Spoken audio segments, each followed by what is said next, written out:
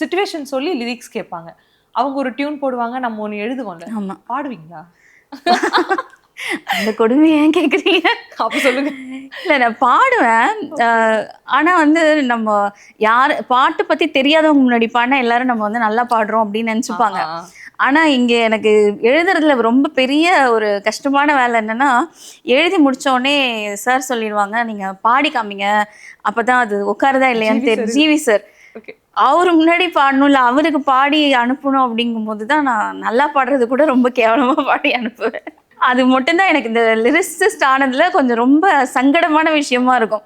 ஒரு லிரிசிஸ்டா இருக்கும்பொழுது இந்த விஷயம் ரொம்ப கஷ்டம் அப்படின்னா நீங்க என்ன நினைப்பீங்க? டைரக்டர் அண்ட் மியூசிக் டைரக்டரை வந்து அவங்களோட ட்ரீம், அதாவது அவங்க என்ன எதிர்பார்க்குறாங்களோ அதை கொடுக்கணுங்கிற ஒரு கட்டாயம் இருக்கும்ல, அது ஒரு ஃபியர் இருக்கும் எனக்கு.